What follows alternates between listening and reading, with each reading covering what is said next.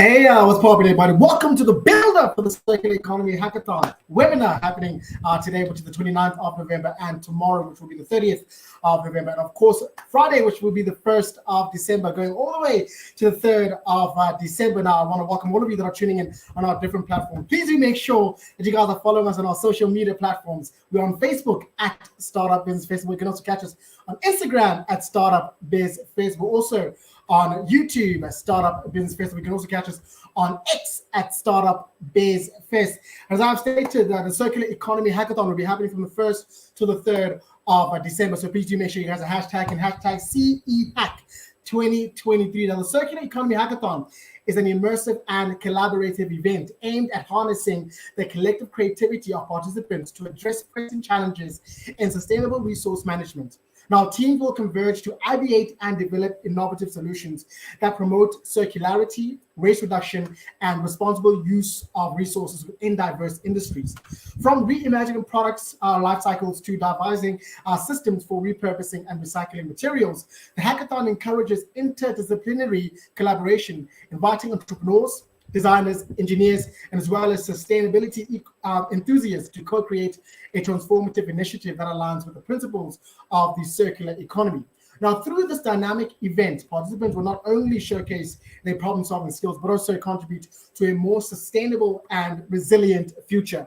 Now, the registration is still open, so you guys have plenty of time to register. Please do make sure you guys are clicking the link on the screen. You guys can type in / CEHack 2023.gklink.co / that is / CEHack 2023.gklink.co / Now, the theme for this year's hackathon is Pathways to a Circular Futures.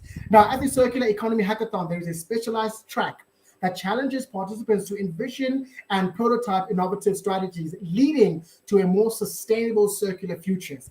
Now, this segment of the hackathon emphasizes the development of a comprehensive approach and systematic solutions across various industries, encouraging participants to think beyond the individual products or processes. Whether exploring circular design principles, waste reduction strategies, or advocating for policy changes, the goal is to foster a holistic understanding of how diverse pathways can converge to shape a circular economy. So participants will have the opportunity to collaborate, to ideate and to showcase their ideas that pave the way for a future where resources are optimized and waste is minimized, and also industries operate in a harmony with the principles of sustainability and circularity.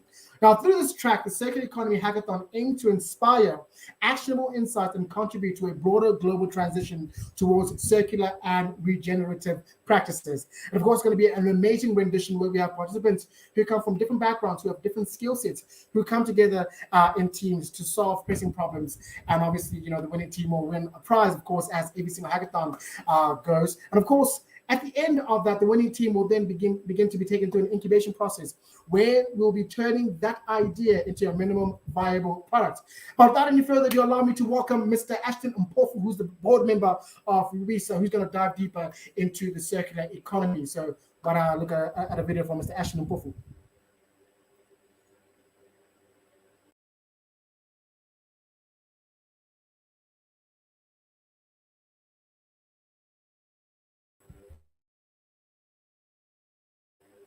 All right, cool. So as we wait for the technical team to really help us try and have the video showcasing, just bear in mind as we kick off, obviously, the build up to a hackathon. Now, when we speak about a build up, obviously, we're trying to build the excitement. We're trying to make people just be aware of the power of a hackathon, the power of an event that really takes individuals through different types of phases. We speak about the ideation phase, where we see these ideas come into life. And obviously, we see the next phase being the development phase, where we see, participants as well as their mentors who put together these ideas together to see what is working and what's not working. And obviously, these solutions will be impactful because obviously society really needs these solutions. All right, so I'm not sure if Samson is ready to cue the video in for us. To you all. Thank you very much for the kind introductions.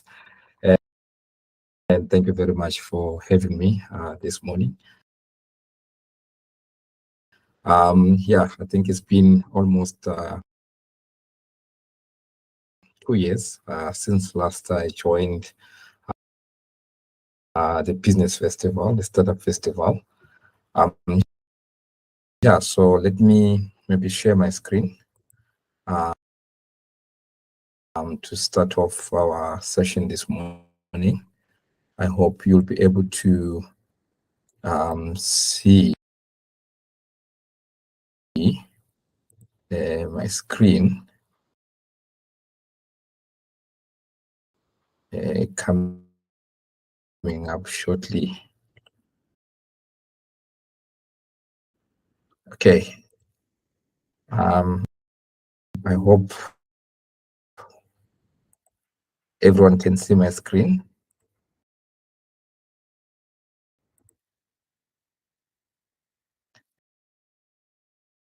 Okay, so my name is Dr.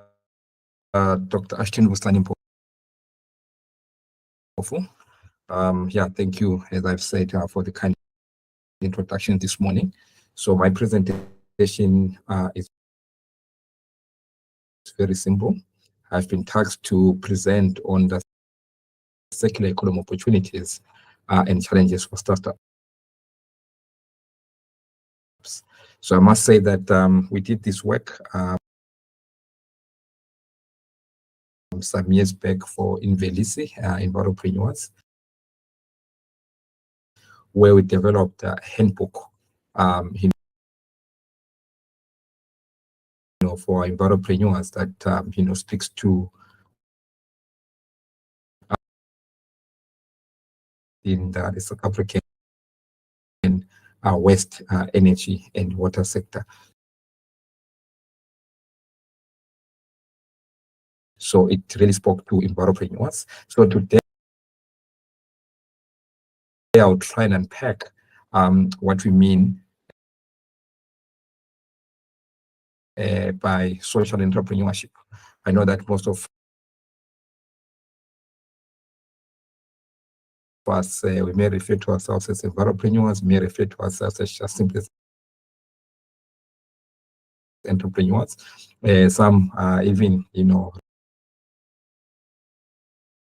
referring themselves as green entrepreneurs. So I'd just like to unpack what we mean by social entrepreneurship.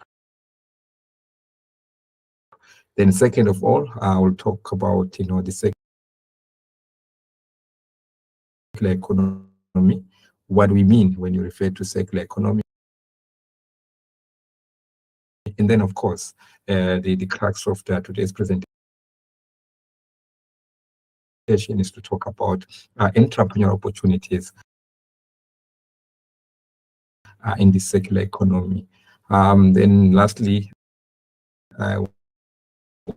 we'll delve into the challenges that are faced by startups in our days, and then Q&A session. I hope most of you can see or can relate to who these people are. So some of you can say that these are your celebrities. When you become an entrepreneur, you do good for the world and you make some money. That may make you famous, or as call them influencers, as some of you call themselves today. But these are entrepreneurs, and these are heroes. They've done a lot of entrepreneurship work. They've contributed to the development of our society. But unfortunately, I must say that some of them, the inventions have led to the catastrophe that we are at today. They've led to the crisis that we face today. I'm speaking more of the environmental crisis, the water crisis, and climate change issues and things like that. So some of the inventions, the top left, my top right, they were, the men that built America. The men that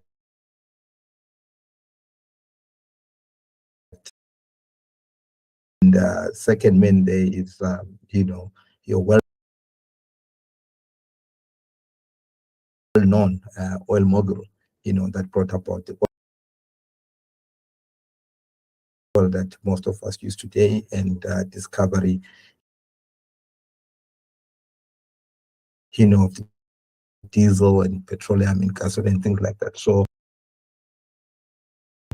unfortunately, some of these inventions have led us to realize that, we have been allowed to develop, but unsustainably so.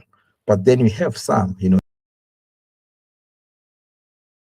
that I've presented here. Some are controversial, some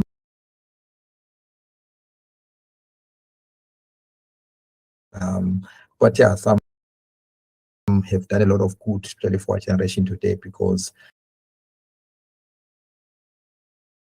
they've brought about, the telecoms, the Facebooks,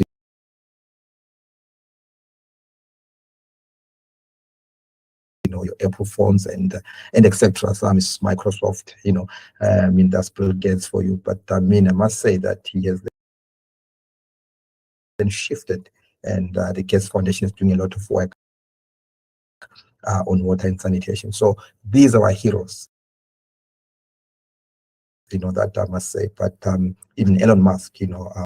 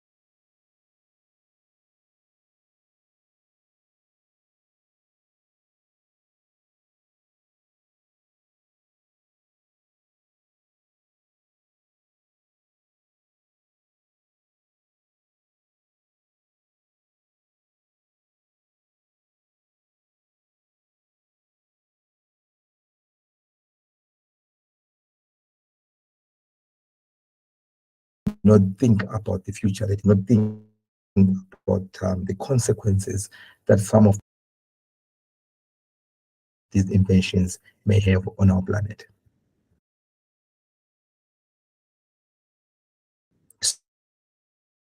So let's come to the state of Western South Africa. So they are, whether they look at it as a challenge, whether they like to look at as an opportunity, that's up to you. But all I can say from my side is the fact that as a positive individual who always looks at the glass half full than half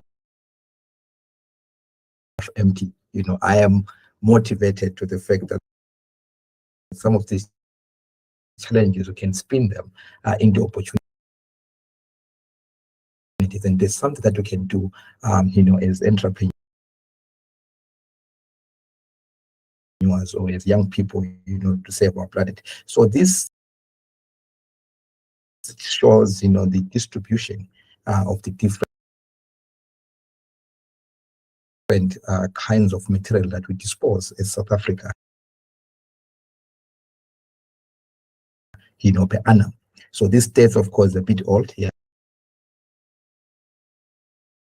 it comes from the DFFE as of 2018, where the country was disposing about 108 metric tons per annum. And as you look,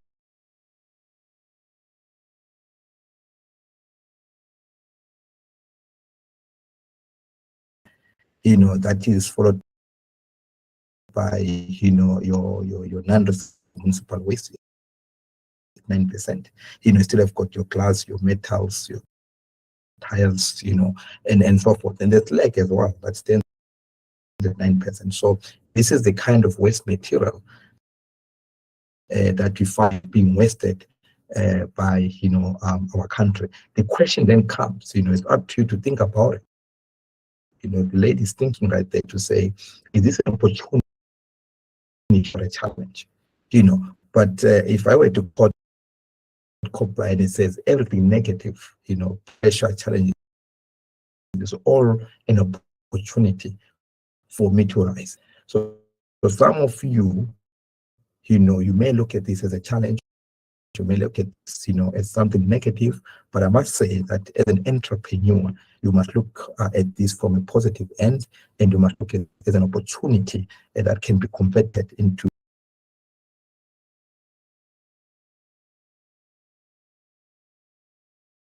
capitalize on to bring back, some of these materials into society. But the question is how,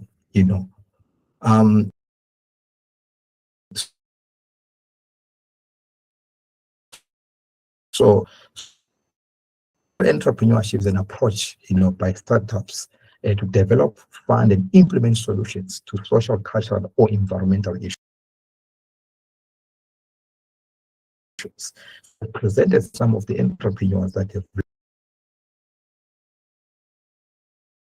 led us to an environmental catastrophe, that have led us to, the climate.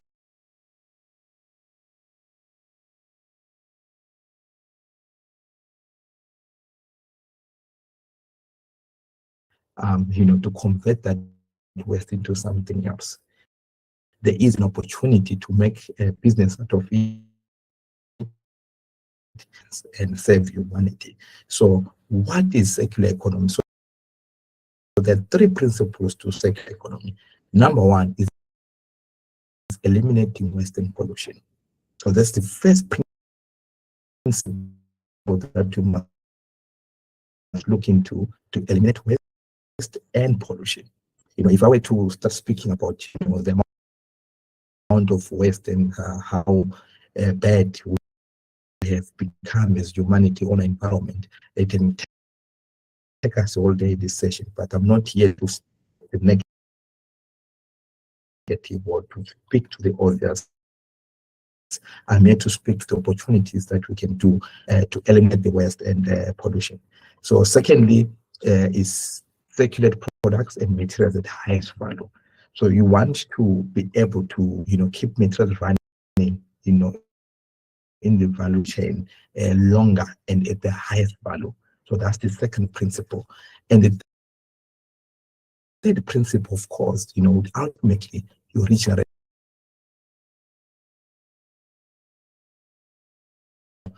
it speaks to what we refer as the circular economy.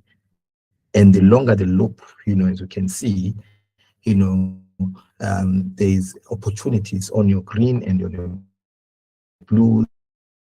There are lots of opportunities that can be, the value chain, and always pushing them down to disposal. So the linear economy is used to taking up materials, converting them into products, and then using them and disposing them. But the circular economy says there should always be opportunities, of recycling, and taking back materials for reuse, than us always going back to the ground and extracting minerals. So we're moving away from the wasteful, living that we have been accustomed to as human beings, and now we're saying, let's conserve the environment, let's conserve our planet, for our future generations. And imagine, your own grandchildren in the near future, being able to still speak about mining like we have done, in our generation, being able to speak about certain species of animals because we've been able to preserve them in many generations. So there are opportunities, as can be depicted by this diagram, that one can actually extract biochemical feed later. One can actually convert organic waste into biogas, using anaerobic digestion. One can also recover biochemical feedstocks from the waste material that you're producing, organic waste material. One can actually produce farm produce and fertilizers and things like that from agriculture, and allow nature to take course. And then on your right, I'm speaking about certain products. Gentlemen, when last did you buy a belt? If I may ask, so and we keep for long, or every year you are prolonging, keeping a belt for almost 5 years, as long as it still fits you and it still looks nice on you, you keep it, Or if we decide, that no, we don't want it anymore, it's either we donate it, and then discarding it and throwing it away, you know, and removing it from the value chain and focus on disposal, we will, you know, or prolong, you know, its use. And then there are opportunities, you know, for use. You know, some of these products like this glass, they use it, they use it and throw it away. Plastics, you know, for drinking water, we can actually reuse this, you know, just clean it up and use it like we do with our, you know, alcohol and, you know, our beverage, you know, soft drinks, pockets, you know, they are recyclable, you know. Then sometimes things can be refurbished, things can be remanufactured. I mean, there are instances where old furniture in the house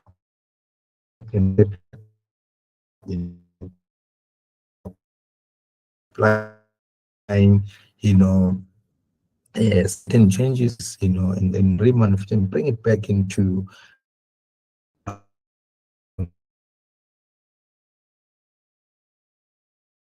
value chain, you know, and also about recycling. So there are big opportunities, you know, for us to, you know, stop, you know, pushing every product that we have in disposal, but we are recycling through reusing, you know, through, you know, remanufacturing or processing to convert it to a new product. So this is what we term a circular economy. You know, so we are refusing to let product, you know, from extraction or from production and ensure you know, going to this life economy and in the South African sector. So I must say that there are already, you know, some, you know, startups that are thriving in some of these business opportunities, you know, and there are some of you that are still dreaming, you know, of stepping in and doing something. So all I can say is the fact that you can continue to dream unless and until you start up, like the word says, start up, you know, then it's as good as nothing. So let's not dream only, let's start doing, because the world needs us to do, South Africa needs us to do something than just dreaming. So the first opportunity, you know, is the recycling of paper, plastics, glass, rubber, and textile waste. So there are big opportunities, you know, whether you sort the waste. We are currently, you know, the worst ever, you know, nation when it comes to sorting of our waste. We mix everything into one bag. Developed nations, they already have, you know, different kind of waste, you know, dustbins, where you have got the glass bin, you have got an organic bin, you've got the paper bin, and blah blah blah. So you are able to separate your you know, waste source. But we currently are just mixing everything. I mean, think about yourself at home, your own black bag at home. You put everything into one bag, whether it's paper, whether it's plastic, whether it's glass, everything into organic waste is being thrown into one bag. But thanks to the guys that we find in our gates, you know, find the guys, you know, digging into our dustbins and trying to scavenge, you know, salvage, you know, for some of these recyclable materials. So the waste pickers are very important, you know, when it comes to our waste sector in South Africa at the moment. We may look down upon them, we may not see value in what they're doing, but the honest truth is the fact that they are the sorters of the waste that we produce. But I know that there's lots of movement in the country where, you know, municipalities are building up, you know, sorting facilities to be able to, you know, sort out the waste and allow its recycling back into the you know, value chain. The other one is cleaning, you know, so you can decide that you set up a business that is going to clean the waste. You know, some of the paper, you know, and some of the materials that are recyclable, you know, are sometimes, you know, spoiled, you know, because someone, you know, has decided to put ink, someone has decided to put organic waste and things like that. So you spoil, you know, some of these or paper waste, you know, and plastics and things like that. So someone may decide that they're getting into business of just cleaning up, you know, that waste and allowing it to be at a state of being recycled or, you know, processed further into new products. And then, of course, processing into new products. Or some businesses, you know, actually, you know, looking or actually delving into developing new products from waste materials. So you can imagine, your glass recycling, already people recycle glass into different products, some, these days in the water sector, of glass filtration, where people use waste glass to produce filtering media.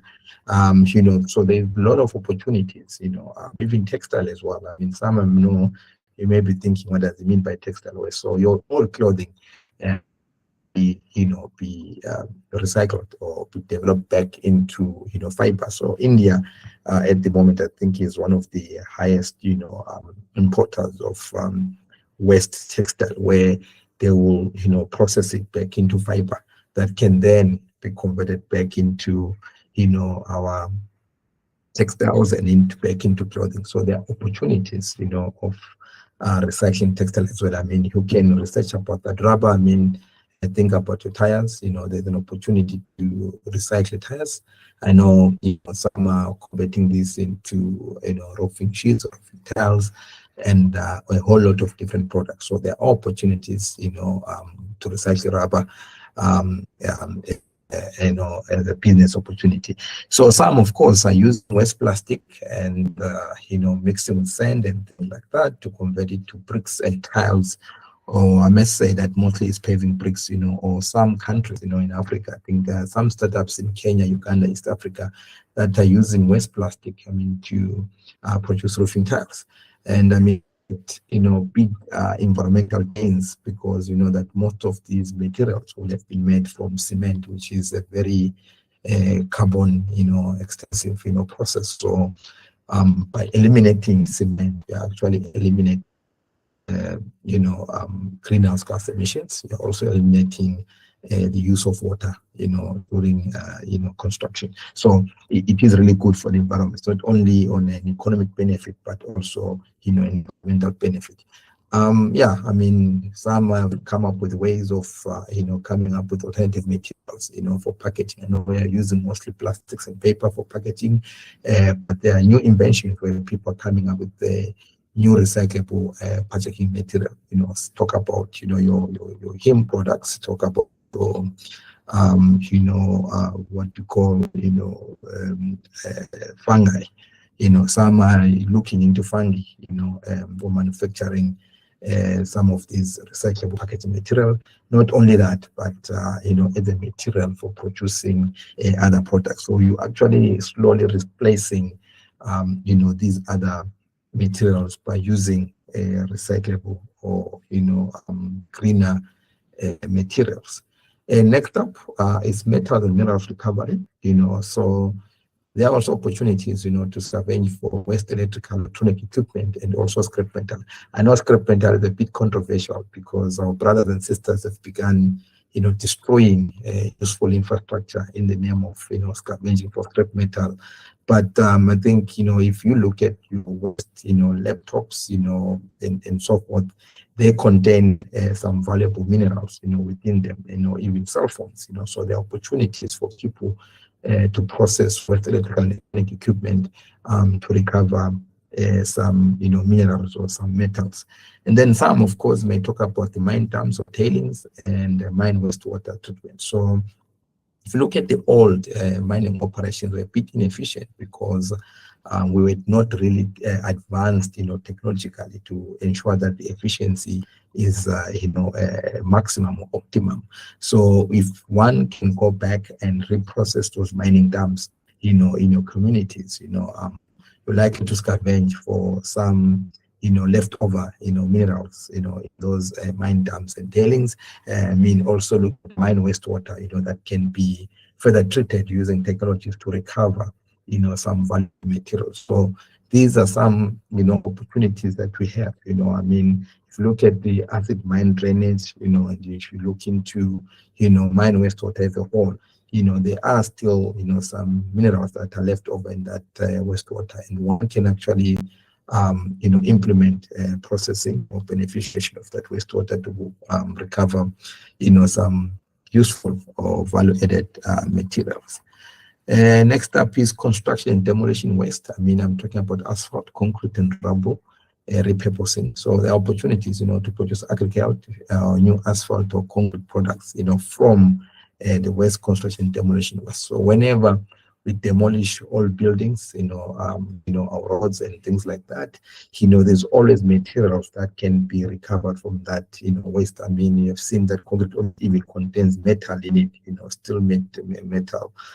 So it's possible, that we process this waste into value-added product. I mean, it still contains your important, granite, and other aggregates that are used, during construction. So there are opportunities to recover such material and, sell it as a product. Excuse me.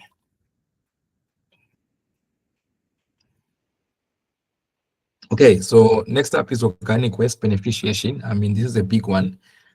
Where we're looking into, as we could see from, the waste distribution in South Africa, that about 39% of it is organic waste. So we are looking into, business opportunities of processing food waste, wastewater as organic waste, or fecal sludge and urine and etc., into valuable products. So if you process wastewater, you're likely to recover, reusable water, and also recover some, material I did mention in mine wastewater earlier. In this instance, you're looking into using food waste or fecal sludge, wastewater sludge, to produce energy. So one can actually process food waste, one can actually process wastewater sludge from the treatment plants, using anaerobic digestion, as I presented as part of the, circular economy diagram, to produce biogas. Some can use it to produce briquettes. I mean, there are already some businesses running, the Sunivation Energy in Kenya, where they process fecal sludge from, their ablutions of pit latrine, separately to produce, briquettes that can be used for heating purposes. One can actually, look into alien invasives. I mean, this is something that we've done a lot in South Africa. Cutting down alien invasives and converting that into briquettes or charcoal that can be used for heating purposes or for braai, I must say. So there are opportunities, organic waste, I think, presents a big opportunity even to make compost or fertilizer. So it's really possible whether you make the composting, technology, or you actually get into the, service provision of compost manufacturing. That depends, even fertilizer manufacturing. So there's some nice work that is being done, at UCT. There's nice work that's being done elsewhere in the world, where we are looking into urine diversion toilets. I think liquid gold comes to mind as well, where you, sludge, and then your urine is rich in nutrients, so that can, be, reprocessed to produce fertilizer. So urine has got, one can actually, try, and beneficiate urine to produce, fertilizer, that can, supply the nitrogen and the phosphate to the crops. So this is a big opportunity, whether you get into the, processing or get into, the technology production of it, is still, a business opportunity. And then there's mutant recycling, mutant recovery, I must say. We're talking about black soldier fly now. I mean, this is the new baby in town. We knew that there was agri protein in the past, that was using fecal sludge to produce animal protein, the worms that you've been seeing. So that's good, animal protein. As the world seeks to achieve what food security, they need, to look into this alternative protein, even for feeding, animals and things like that. So black soldier fly, is one of the opportunities that can be taken advantage of, where you use organic waste, to feed, the black soldier fly, that then goes into its different, development stages, and at the time when it becomes, a pupa larva, adult diagram that will end at primary school. So at that stage where it's a worm, that can then be used as food, animal protein to feed your chickens or to feed your fish. Then there's wood as well. I did highlight wood, that wood can be recycled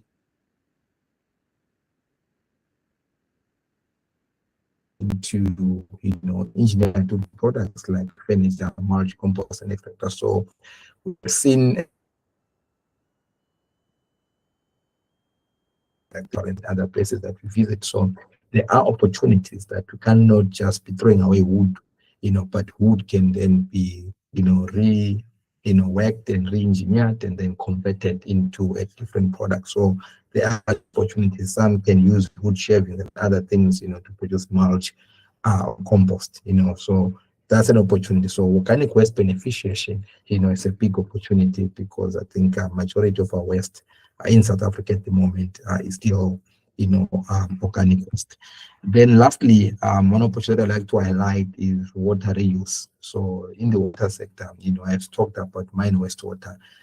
There are opportunities to, treat, municipal, industrial, and household wastewater, to convert it to potable water, that is drinkable, or just to, convert it to, reusable water. Can be, we call it fit for purpose reuse. So it can be water for irrigation, it can be water for flushing, and etc. So there are opportunities in terms of, manufacturing, the technologies that can be used to treat water into those fit for purpose reuse standards. So entrepreneurs or startups can start looking into, treatment of municipal or industrial or, or domestic wastewater, to recover products, or just to recover, water that can be used for different purposes. So mostly these days we talk about decentralized wastewater treatment plants, or even if you look into the sanitation side of things, we're talking about non-SWAT sanitation. So this is, these are technologies that can be used at household level or community level, to service people. So we're looking for those technologies that will allow us to afford sanitation to our population, and also afford, water, to our population, even across Africa, not only South Africa, but it's a big opportunity for the rest of Africa. Moving on, I've been speaking about opportunities, but there are some challenges that startups face when it comes to the exploitation of some of these opportunities. So whether you look at the challenge, or as I said earlier on, or it's an opportunity, is up to you. So all I can say is that even within these challenges, there are opportunities, or business opportunities that can be exploited.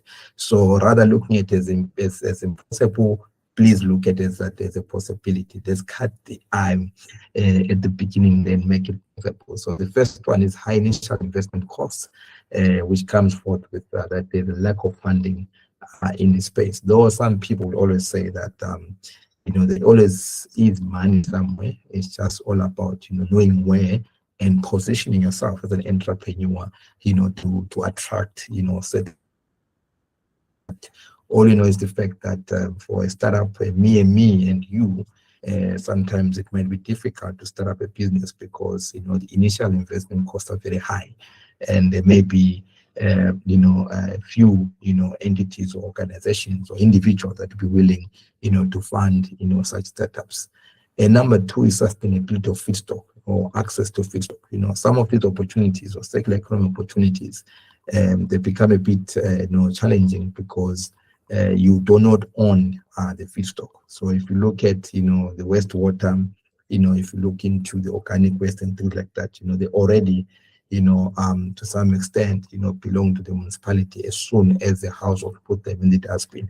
So there is a problem that sometimes we need to secure the feedstock, so that that it's sustainable, it can run you for certain years. Otherwise, you can build a big plant, and wherever you're sourcing your feedstock from, they tell you that they can't be supplying you any longer. So that's a big challenge, the sustainability of feedstock.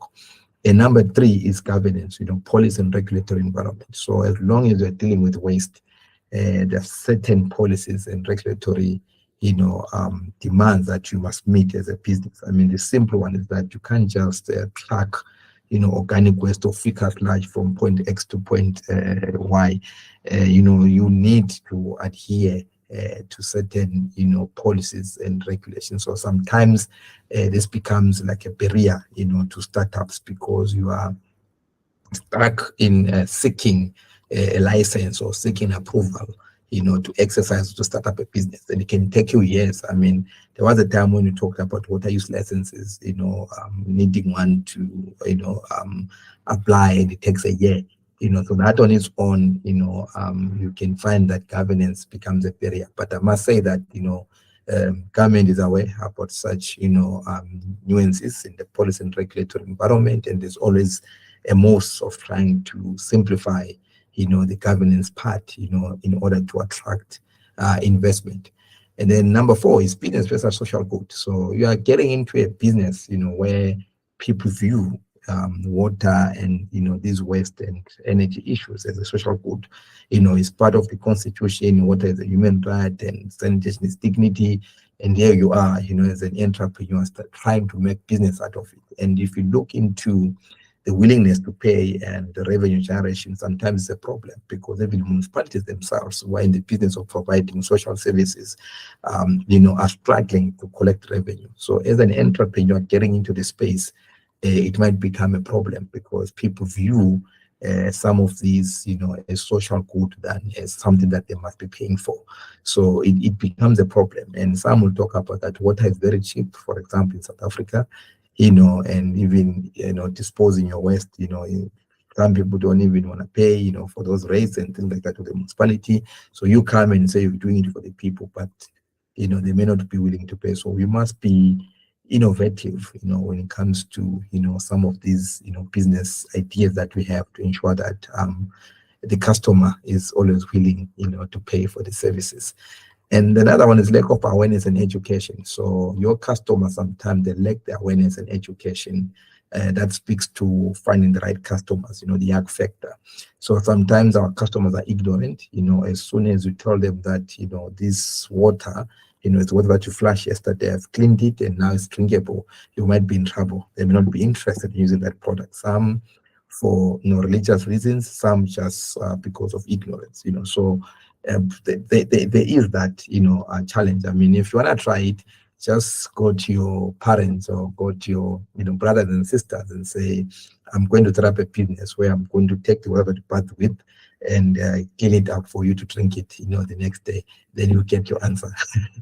So those are some of the challenges that we have. Then the transportation and logistics as well. Sometimes it becomes difficult, to carry, or to ferry feedstock or organic waste or any type of waste material from one place to another. As I've said, it may speaks to the governance part as well, because there are certain rules and regulations or policies that you must adhere to for, ferrying or carrying, waste material from one point to another. So these some of the challenges that I've come up with. They're not exhaustive. There are some other, minor, or indirect, challenges that a startup can face if they want to get into, the circular economy, business. So the main one, as I've said, is the sustainability of feedstock. Who owns the waste? Because as soon as people throw away some of this material, they pay it. It now belongs to, our municipalities that provide the services, and then access, to some of these, may become a problem. And also, the business for social good and lack of finance and education. So imagine, you want to collect, clean paper, but you're dealing with a society that makes everything into one bag. So that presents an opportunity. It's a challenge, but it's a challenge for a startup, because one clean paper, but that on its own, that you're receiving dirty paper, it may become a business opportunity. So let's look at challenges and all these, barriers as opportunities, and things that can be solved, and not to despair and think that nothing can be done. So in conclusion, I would have loved to quote the NDP that speaks to SMMEs being, our way, to develop, or grow our economy, and also, to create jobs. I would rather, maybe touch on the words of the UN Secretary General Antonio Guterres at the 76th General Assembly when you spoke about the involvement of young people in accelerating our action towards achieving the SDGs. So these are some of the takeaways from his address, that we need to act now to bridge the great divides and save humanity and the planet. So there's no other time that we can reserve to say we will step in and do something. We need young people to step up now so that we are able, to bring, equality or universal access, to water and sanitation, and also to provide, energy and other, social good that our people deserve. We need to save humanity and our planet. We are in a very big crisis, and so we need young people to step up, and come in and use these, come up with solutions. But those solutions must pay you. So let's have entrepreneurs stepping up and giving us solutions and getting paid for them. So we also need talents, ideas, and energy. So this speaks directly to entrepreneurs, that we need agents of change. We need people with their talents, we need people with innovative ideas and the passion and the energy, to come to this space and save us. Young people need more than support. We need to do more than just saying you're supporting young people. We need to go beyond supporting, and start to uplift young people, start to empower young people. Supporting is not enough. I can support you, but not moving you. But I need to push you. I need to catapult you, to succeed. So young people need a vision of hope for the future. We also need to create a vision. Tell young people that it's possible and it's doable. And let's have, the vision for young people that they can look up to, and then know, where they're going and what they're doing. Lastly, of course, this has been spoken about a lot of times. Say they need a seat at the table. So it's high time, that as a nation, we embrace young people as part of the society, embrace young people as agents of change, and we embrace young people recognizing that they're the future of the nation, and they're the people that will bring solutions to the table. So ladies and gentlemen, with these words, I would like to encourage you to step up. I'd like to encourage you to act now. Let's start doing something wherever we are. We see problems every day in our communities, and we are the solution, to our people. We are, the generation that will step up and bring and make a difference. So saving humanity, and it's all about saving our planet, is ensuring that we live a sustainable life. Thank you, and I hope that you will enjoy the rest of the festival. Thank you so much.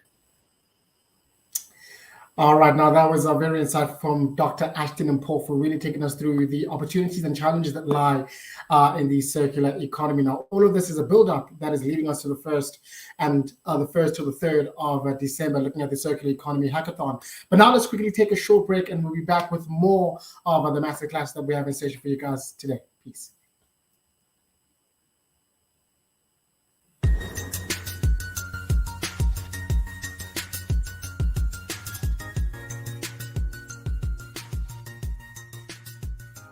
As an initiative between Green Matter ZA and the South African Young Water Professionals Network, Imvelisi strives to give entrepreneurs the tools they need to succeed.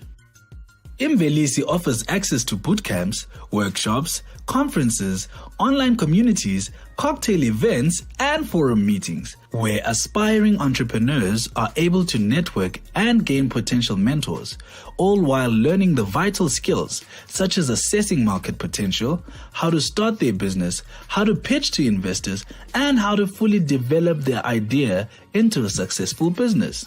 Our environmental business guidebooks are wonderful tools to help an aspiring entrepreneur to enter into the world of environmental business and entrepreneurship. We offer a snapshot into the individual subsector of the green economy by showing the entrepreneur just how to get started in the form of a beautifully designed booklet.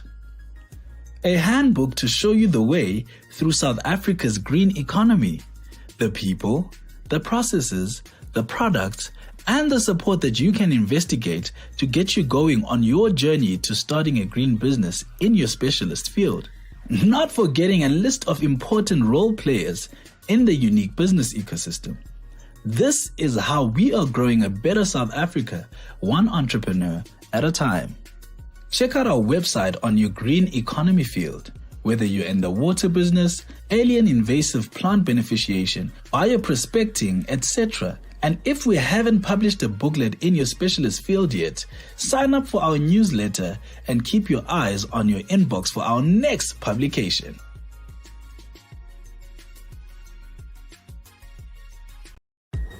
This is Umfundo. He has identified an environmental problem, which is land degradation and crop failure. Mfundo wishes to better his environment and community.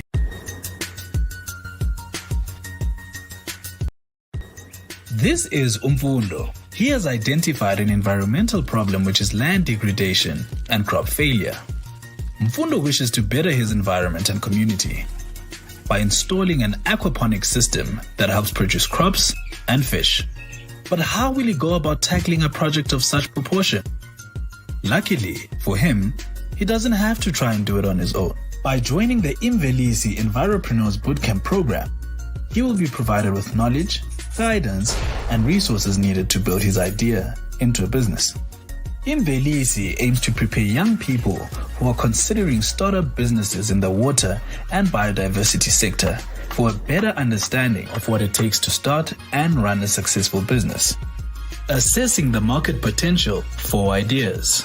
Understanding the funding and partnership landscape that will be important in taking an idea forward, as well as the intricacies of starting a business and how to pitch your ideas to possible investors. At Imvelisi, Umfundo can network with other entrepreneurs and stakeholders also attending the bootcamp, while at the same time have the opportunity to engage with technical and business mentorship to help him structure his idea into a potential business, which he is then able to pitch to potential investors in Shark Tank sessions, giving him the possible opportunity to become involved in the Imvelisi mentorship program. At Imvelisi, we open our doors for you to start your own business, leading to adding value to the economy, environment, and community.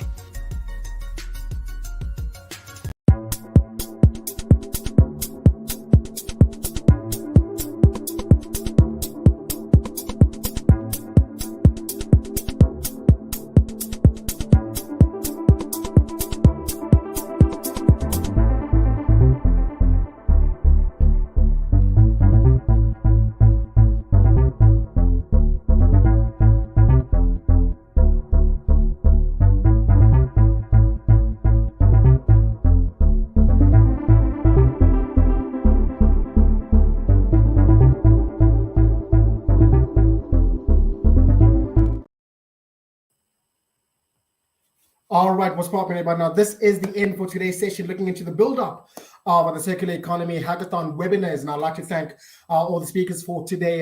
Dr. Ashton Mpofu, who is the board member for IWISA. And I'd also like to acknowledge some of our potential partners or some of our partners for the Circular Economy Hackathon. I'd like to thank UNICEF and also like to thank Geek Culture, IOMA, WISA, Green Matter, EWCTA, and of course, all the other key players of this hackathon. Now, this is not the end of the session. We also have another session tomorrow at 3:30 p.m. all the way till 4. Please do make sure if you guys have any questions regarding today's session that you guys can type out your questions, and for sure we'll make sure that we get to your questions. And also please do make sure that you guys have amplest time to register for the Circular Economy Hackathon happening from the 1st till the 3rd of December.